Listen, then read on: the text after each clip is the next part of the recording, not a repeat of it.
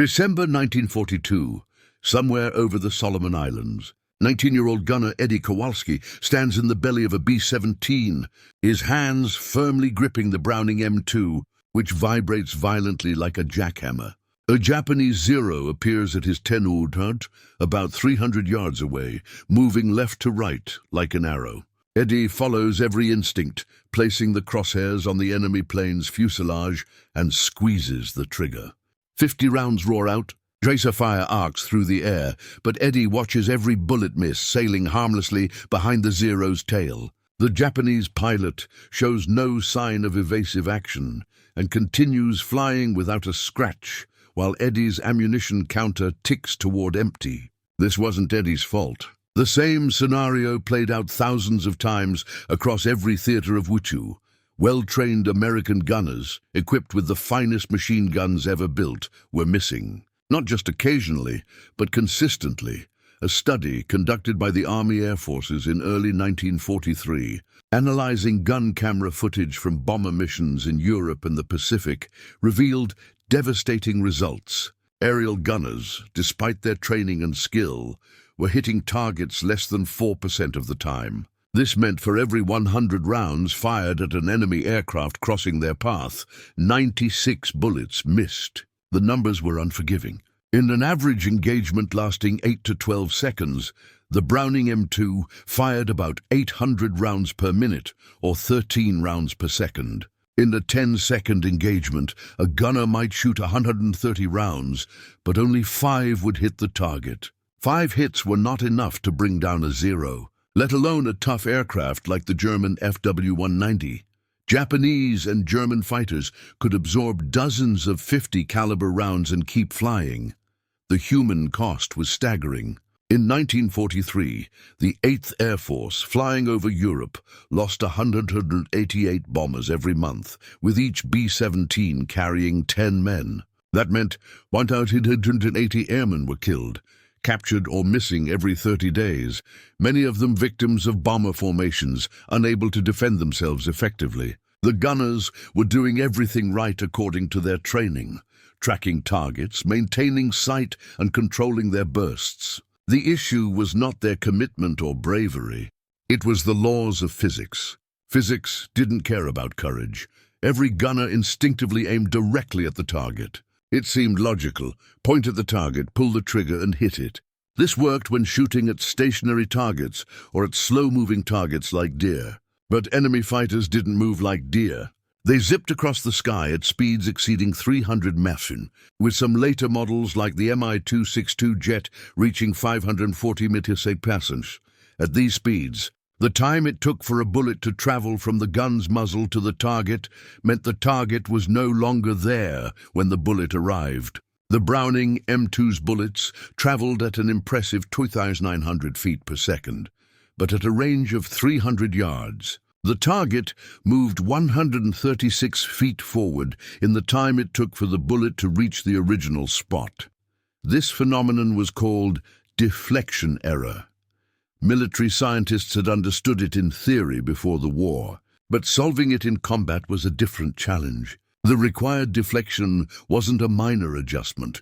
It was drastic and counterintuitive. At a 300-yard range, the gunner had to aim 15 to 20 feet ahead of the aircraft's nose, placing the crosshairs on what seemed like empty space, trusting the aircraft would fly into the bullets. Every instinct in the gunner's body screamed against it. Training programs at the Army Air Force's Flexible Gunnery School in Laredo, Texas, from 1942, tried to teach deflection shooting. However, results in actual combat were dismal. Gunners spent hours in simulators, shooting at towed targets from moving trucks and studying diagrams. But nothing prepared them for the chaotic reality of air combat. The problem was the complexity of deflection shooting. It wasn't a simple calculation. It varied constantly based on target speed, angle, range, altitude, and whether the target was diving or climbing. A gunner engaging a Bf-109 from the front required a different deflection than when engaging the same aircraft from the side. And all of this had to be processed in seconds while the gunner was dodging enemy fire. With his oxygen mask fogging up at 25,000 feet, amid a plane rattling under flak damage, the psychological toll was just as deadly. Many gunners who survived their first missions tried to implement deflection shooting, but they often gave up after a few failures. They aimed ahead of the target, fired, and watched as the enemy continued flying unharmed. Their tracers arced through empty air in front of the enemy plane, and the gunners concluded they had led too much. The next engagement, they'd reduce their lead, adjusting their aim point closer to the visible target. They were self-correcting in the wrong direction, relying on their eyes rather than the physics they couldn't see. Gun camera footage from 1943 missions showed this pattern consistently. Initial bursts with some lead, followed by bursts walking backward until the gunner was shooting directly at or even behind the target's current position. The casualties continued to rise. The 8th Air Force's records from the October 1943 missions to Schweinfurt revealed a 20% loss rate, with 60 bombers failing to return from 291 dispatched. The survivors landed with dead and wounded crewmen, shredded hydraulic lines, and engines trailing smoke. In the debriefings, gunners reported the same frustration. They'd been shooting. Their guns had been firing, but their bullets had missed the mark. Something had to change, and quickly, because at the current rate of loss, the Allied bombing campaign would collapse before it could even reach Berlin.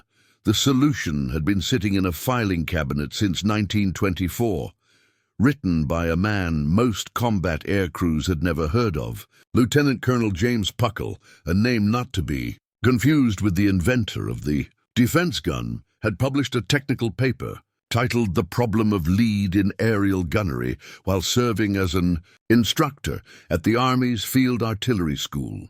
Puckle wasn't just some academic.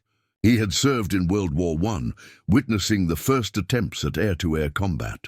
He realized that increasing aviation speeds were about to create a targeting crisis that traditional marksmanship techniques couldn't solve. His paper presented the mathematics with brutal clarity.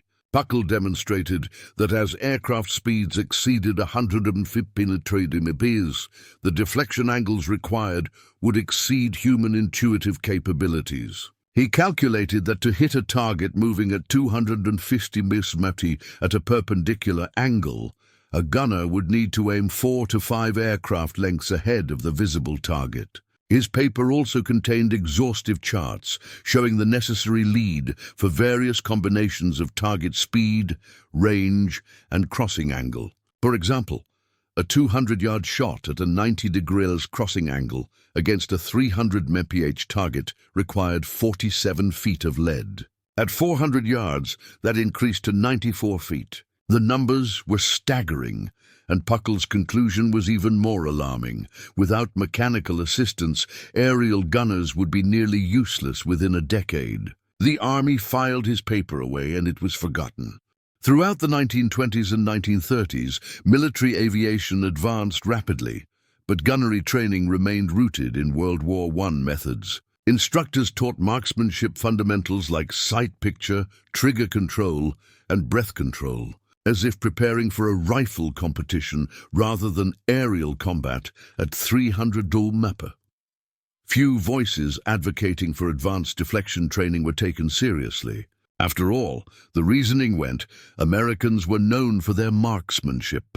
Surely those skills would translate to aerial combat with enough practice. They didn't. By December 1941, when the United States entered World War II, the Army Air Force's gunnery training was woefully unprepared for the realities of modern air combat. The standard training program lasted only 4 weeks, and trainees fired roughly 1,000 rounds in total, most of which were aimed at stationary targets or slowly towed sleeves, moving at about 150 mph. No training scenario replicated. The chaos of a German FW-190 diving through a bomber formation at 400 mph while executing a barrel roll. Graduates received their wings, climbed into bombers, and flew to Europe or the Pacific, only to discover that their training was essentially useless the first time a zero appeared in their sights.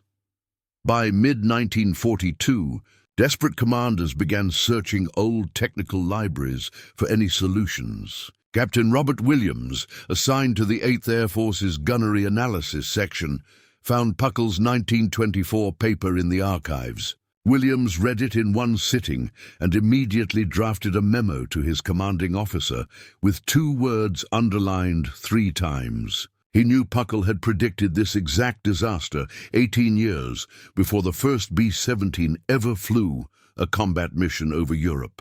His calculations were still valid. His warnings were accurate, and hundreds of American airmen had died because nobody had listened.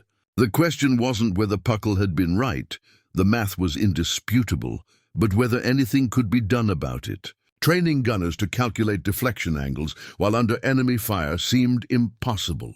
The human brain couldn't process trigonometry at combat speed, but if conscious calculation wouldn't work, maybe something else could. The British had already started finding answers.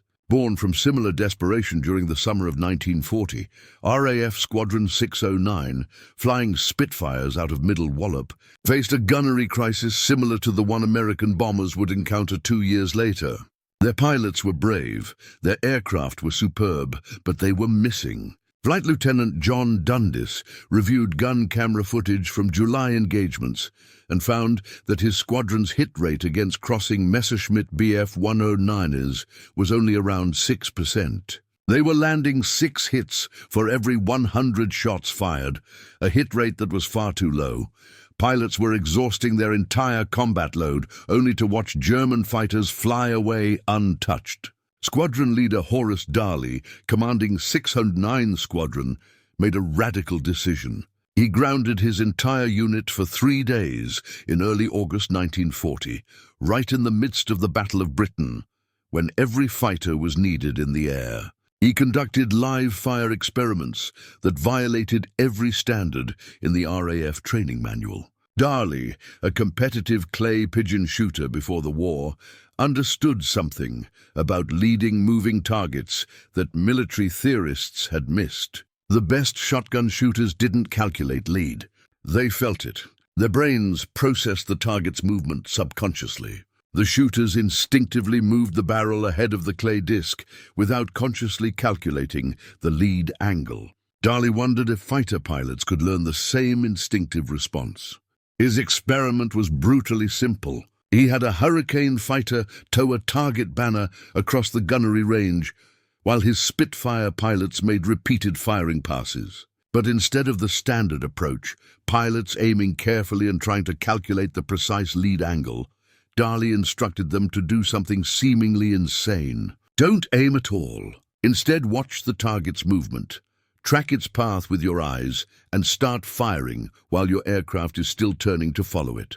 Let the deflection happen naturally through the motion of your turn, rather than trying to consciously adjust your aim. Fire where your instincts tell you the target is going, not where your eyes say it currently is. The first attempts were disastrous. Pilots missed the banner by 50 feet, their bullets stitching patterns across empty air. But Darley made them repeat the exercise again and again, 40 passes each over 3 days. No lectures on ballistics, no trigonometry, no deflection angle tables, just repetition with one simple instruction.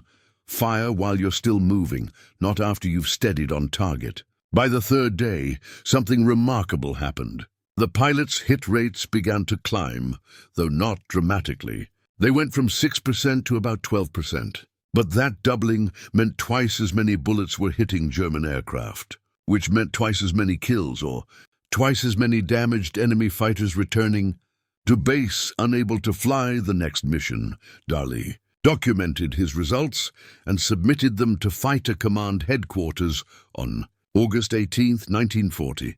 His report included a crucial observation. The pilots who improved fastest weren't the ones with the best peacetime marksmanship scores. They were the ones who could suppress their instinct to aim carefully and instead trust their peripheral vision and motion sense. Darley argued that the conscious brain was too slow for modern air combat. The answer, he concluded, was to train the subconscious to handle deflection automatically. Just like a baseball player's brain calculates where a fly ball will land without consciously solving trajectory equations. Fighter Command circulated Darley's findings, but implementation was scattered. Some squadrons adopted the technique eagerly, while others dismissed it as unscientific nonsense. The RAF's training command especially resisted. Their instructors had decades of experience teaching marksmanship fundamentals, and Darley's approach seemed to abandon everything they knew about proper shooting discipline. But combat results didn't lie. Squadrons that embraced motion-based deflection shooting showed measurably better kill ratios through the autumn of 1940. By early 1941, the technique was quietly becoming standard practice. Even if the official training manuals hadn't caught up yet, American military observers in Britain took detailed notes on Darley's methods. But the United States Army Air Forces faced a different problem. Fighter pilots could potentially learn instinctive deflection through repetition, but bomber gunners couldn't. A Spitfire pilot controlled his entire aircraft, using motion and angles to naturally create lead. But a waist gunner in a B-17 was in a fixed position, flying straight and level through flak, unable to maneuver or use the aircraft's movement to generate deflection. He only had his hands on the gun and his eyes on the target. If conscious calculation was too slow and instinctive motion wasn't an option, the solution had to be mechanical. Enter the Massachusetts Institute of Technology, specifically the Radiation Laboratory's Division 7. Established in early 1942. The name was a deliberate misdirection.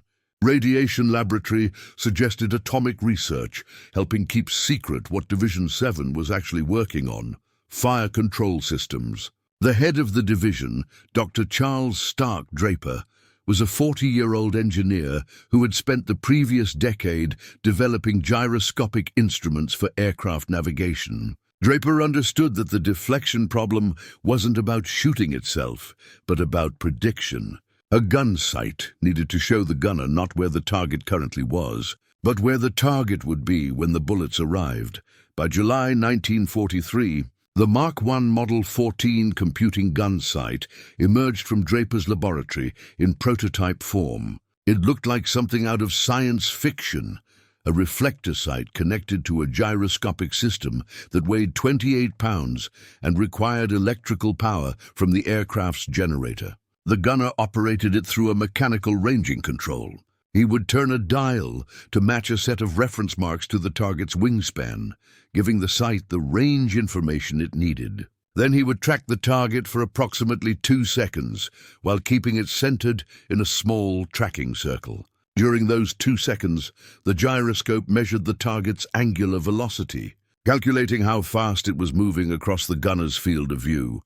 The Mark I 14's internal mechanism utilized a series of cams and gears, with analog computers made from machined metal, to solve the deflection equation in real time. It took the range input from the gunner, the angular velocity from the gyroscope, and the ballistic properties of the .50 caliber round to calculate how far ahead of the target the guns needed to point. The result appeared as a lighted reticle that seemed to float in space ahead of the target. The gunner no longer aimed at the aircraft, but instead aimed at the glowing dot. If the gunner had ranged correctly and tracked smoothly, the dot showed him exactly where to shoot.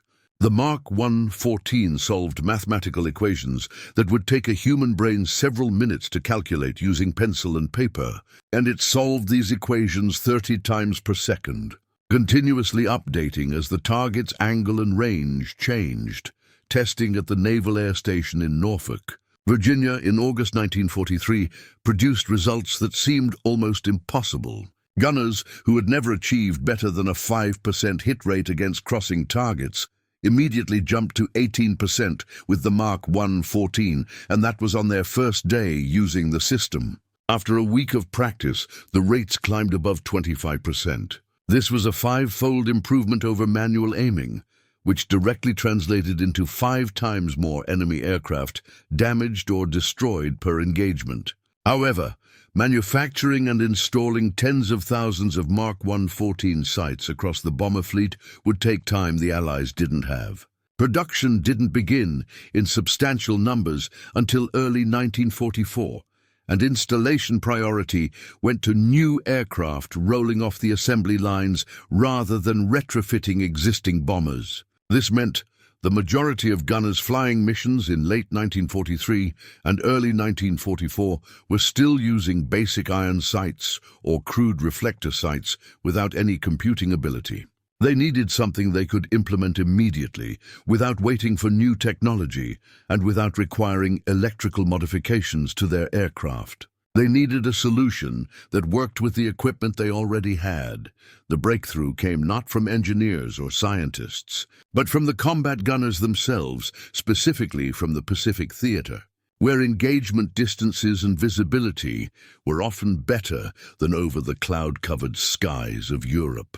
Staff Sergeant William Bill Fleming, a waist gunner aboard the USS Lexington's Air Group, had flown 31 combat missions by March 1944, surviving 4 aircraft losses. Fleming wasn't an officer and didn't have a college education, but he had fired approximately 40,000 rounds in combat and personally witnessed hits on 7 enemy aircraft. He'd also kept a notebook. Fleming's notebook contained something unusual: sketches of enemy aircraft with hand-drawn lines extending forward from their noses, showing where he'd actually aimed during successful engagements. He had measured these lead distances by comparing them to the target aircraft's length. 2 plane lengths ahead or 3 plane lengths ahead. On March 14, 1944, Fleming presented his notebook to Lieutenant Commander Edward Butch O'Hare during a routine debriefing. O'Hare, already a Medal of Honor recipient and one of the Navy's top tacticians, immediately recognized what he was seeing: empirical deflection data gathered under actual combat conditions. O'Hare ordered Fleming to conduct training sessions with every gunner in the air group, but not through classroom lectures. The training would consist of practical exercises using a simple technique that became known as the spot shooting method. Fleming had gunners stand at their positions while another crew member walked along the flight deck holding a model aircraft on a pole. As the model passed at various angles, Fleming coached gunners to extend their aim forward by specific increments. 1 aircraft length for slight crossing angles, 2 lengths for moderate angles, 3 or more for steep crossing shots. The key was giving gunners a visual reference they could remember and apply instantly. They were to count plane lengths forward from the nose, then fire. The Lexington's gunnery officer, initially skeptical but desperate for anything that might work, authorized controlled testing during the carrier's operations off Truck Lagoon in late March 1944.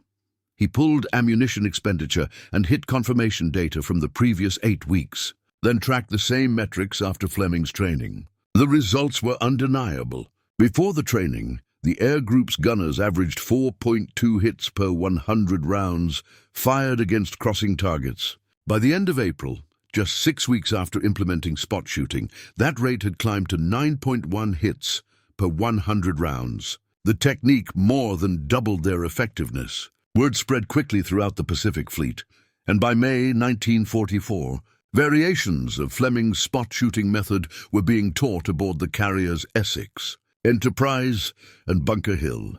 Each carrier's gunnery officers added their own refinements, but the core principle remained: give gunners a simple visual measurement system tied directly to the target's apparent size, eliminating the need for conscious calculation.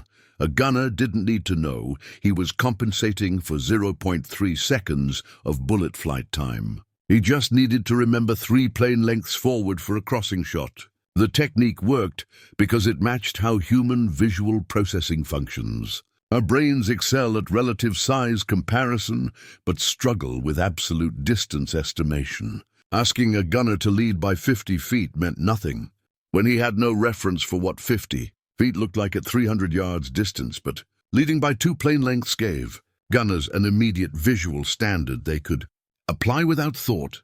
The zero they were tracking provided its own measuring stick. They just had to extend that measurement forward into empty space. The Army Air Forces adopted similar training protocols by mid-1944, calling it radius of action shooting. Technical manuals began including illustrations showing proper lead distances expressed in multiples of the target's wingspan or fuselage length.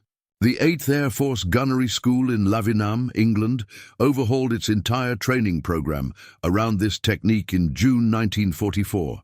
Mission loss rates, though still high, started to decline. In July 1944, bomber losses per mission were down to 3.44%, compared to 5.2% the previous October. This reduction represented hundreds of crew members who flew home rather than perishing over Germany.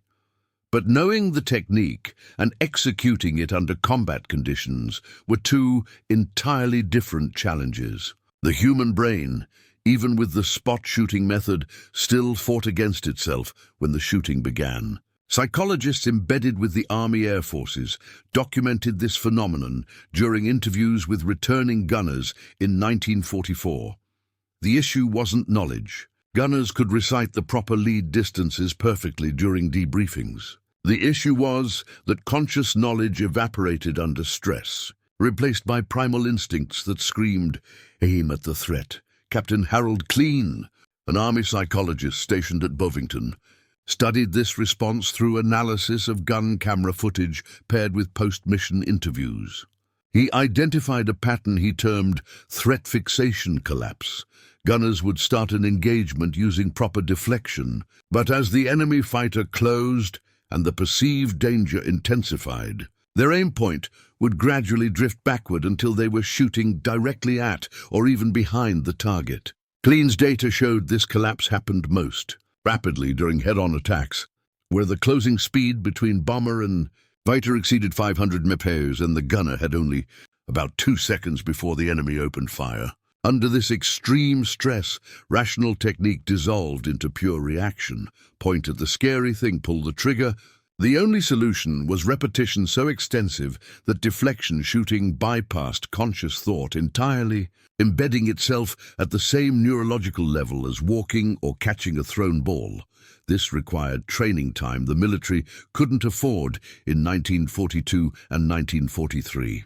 But by late 1944, with Allied control of the air improving and training pipelines more established, gunnery schools extended their programs. The standard course, which had been 4 weeks in 1942, expanded to 8 weeks, then 10. Students now fired 5,000 rounds during training instead of 1,000, and significantly, over half of those rounds went toward moving targets at realistic combat speeds. The Naval Air Gunner School at Jacksonville, Florida, pioneered a particularly effective drill starting in August 1944. They mounted 50 caliber guns on motorized turrets that could spin and elevate rapidly, and had high-speed boats tow targets across the water at speeds up to 60 mph, varying their distance and crossing angles randomly. Gunner trainees engaged these targets repeatedly, 50 to 70 passes per day, until the act of leading became automatic. Instructors didn't correct students verbally during the drills. They simply had them shoot, check their hit pattern, adjust, and shoot again. The subconscious learned through feedback loops faster than the conscious. Mind could learn through instruction. Elite. Gunners who survived 30 or more missions demonstrated something remarkable in combat footage analysis. Their deflection aim points remained stable, even under intense stress. When a FW-190 came screaming through the formation, with cannon fire flashing from its wings, these experienced gunners maintained their lead automatically.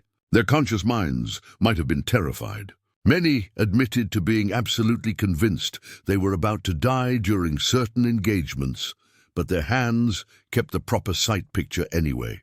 They'd achieved what martial artists call mushin, or no mind, the state where technique happens without conscious direction. But that level of proficiency took time and ammunition that most gunners never received. The mathematics of wartime training were brutal. If creating an expert deflection shooter required 5,000 practice rounds and 10 weeks of intensive training, but the bomber offensive needed 50,000 new gunners in 6 months. Compromises were inevitable. The majority of gunners flying combat missions never achieved true unconscious competence. They remained perpetually in the conscious competent stage. capable of proper deflection shooting when conditions allowed them time to think, but vulnerable to collapse under extreme stress or when facing unexpected tactical situations. This led to a strange stratification in combat effectiveness. A bomber formation's defensive firepower wasn't uniform. It depended heavily on which specific gunners were in which specific positions, on which specific aircraft. A formation with several veterans who had deep training could fend off attacks that would devastate a formation of newer crews. German fighter pilots learned to identify and exploit this, targeting bombers that showed hesitant or inaccurate fire during initial passes, while avoiding formations where the defensive fire was immediate, heavy, and precisely placed. The deflection shooting revolution that began with British experiments and American desperation. The concept of deflection shooting didn't fade away after World War II ended in 1945. The core principle that you must aim where the target will be, not where it is, became foundational to every weapon system developed afterward. The Mark 114 computing gunsight evolved into the Mark 118, which served through the Korean War and then into digital fire control computers that could process numerous variables simultaneously.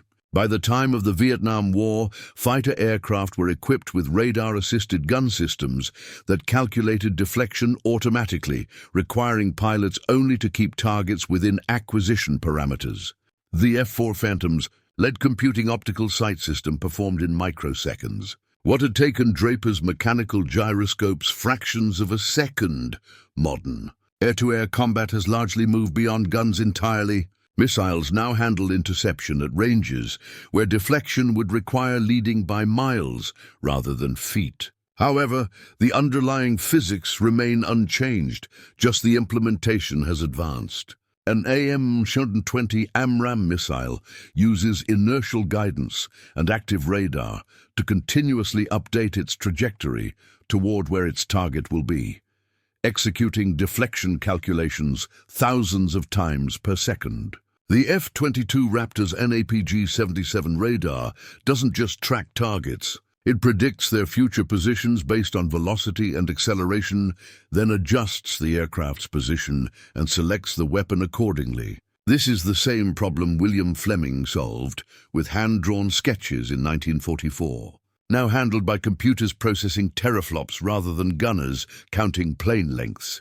Interestingly, the fundamentals of deflection shooting still form part of modern fighter pilot training. Even though guns are secondary in contemporary air combat, the Navy Fighter Weapons School, known as Top Gun, still teaches basic fighter maneuvers, including guns-only engagements. Not because pilots expect to dogfight with cannons, but because learning to visually predict where a maneuvering target will be develops spatial awareness that applies to every aspect of air combat. A pilot who's mastered deflection shooting intuitively understands closure rates, angle off, and lead pursuit curves, concepts that are crucial whether firing a cannon or positioning for a missile shot. These lessons have applications far beyond aviation, extending into any domain involving fast-moving targets. Modern anti-aircraft systems, such as the Phalanx CIWS defending naval vessels or the CRAM protecting ground bases, are essentially sophisticated implementations of what those 1943 bomber gunners struggled to do manually. The Phalanx fires 4,500 rounds per minute, 75 rounds per second, at incoming missiles and aircraft. Its radar continuously calculates deflection and updates its aim point. It makes the same corrections Eddie Kowalski needed over the Solomon Islands, but faster and without the human hesitation that costs so many lives. Even video games simulating combat incorporate deflection mechanics, teaching players the same counterintuitive principle. Aim where the target is going. Games like War Thunder and Digital Combat Simulator require players to lead moving targets manually, and new players experience the same frustration that gunners faced in 1942, watching their tracers pass harmlessly behind enemy aircraft until they internalize that leading is necessary. The most skilled players develop the same unconscious competence that combat veterans achieved. Their hands adjust aim without conscious thought. The transformation from a 4% hit rate in early 1943 to 20% by late 1944 represents one of the most dramatic tactical improvements of World War II, achieved not through superior equipment or overwhelming numbers, but through understanding and working with human cognition rather than against it. Thousands of aircrewmen who would have died continued flying. Enemy fighters that would have escaped went down in flames, and bombing campaigns that might have failed reached their targets, all because someone finally recognized that human instinct, no matter how strong, could be wrong. And survival meant training people to ignore what felt natural and trust what physics demanded. The gunners who learned to aim at empty sky, forcing themselves to fire at nothing visible and trust their bullets would meet metal, prove something essential about human adaptability under pressure. We are not prisoners of our instincts. With proper understanding, sufficient training, and enough desperation, we can rewire our responses to match reality, rather than demanding reality match our intuitions. That lesson, born in blood over Europe and the Pacific, remains relevant anywhere humans confront situations where instinct and the solution point in opposite directions.